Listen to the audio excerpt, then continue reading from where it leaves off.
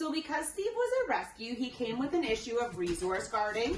So that's toys and treats and water in some cases. So a toy, for example, will be very difficult for him, and I'm going to show you through what we would do if we needed to take a toy away from him. So I'm going to give him his toy, his squeaky toy that he really wants. There you go, buddy. Good job. He really likes to chew those toys, and they're very satisfying for him. So if I was to go take this toy from Steve right now, he would get very upset and potentially lash out at me out of frustration. So anytime I go to take something from Steve, it's an absolute trade. So here I've got a treat. I'm going to say, good job. I'm still not going to touch his toy. And so he's lost focus on the toy, which is great. Good job. I'm not even going to bend over into his space here. Good job. And so now I've gently slid it away. Good job. Wait. Good job. So anytime that you go to take something, wait, I'll give it back. You ready? Catch. Good job. Anytime that you go to take something away from him, it has to be a trade. Even in this situation here, where he's not playing with the toy, it's going to be a trade. So here I've touched it. Good job. And I'm trading him. He knows that he's not going to lose something of value, and you can tell that he's upset right now, and that's why we're constantly trading. Good job, and I'm not actually going to take it. You can have it, buddy.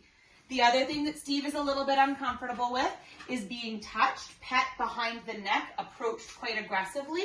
So again, that is a trade. So if I'm going to go for a pet, I'm going to go like this. I'm coming down, and I'm going to go, good job, buddy. And this is how we desensitize him. So I'm just rewarding him for the fact that I can touch him.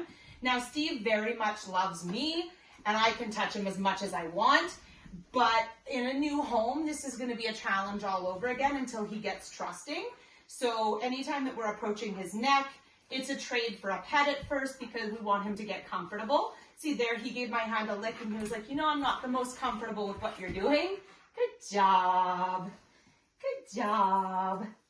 And the same with if we need to grab his collar. We're never going to grab his collar and pull unless we have a trade, because he's very uncomfortable with his collar being grabbed. So just wait. I'm going to say to him, here comes my treat. I'm going to grab the collar. Let's go. And it was a trade there, right? I didn't just pull him. I grabbed the collar and I traded. So I'll do it again while standing. Let's go. And so now I can pull his collar because it's a trade. I don't ever want to come in and approach him without trading. So that's kind of Steve's biggest weakness, and he's come a really long way. But it's really important for future families to understand the reasons for his behavior. He came from an abusive home, and so he just isn't all that trusting of humans, and we have to be cautious to build his trust.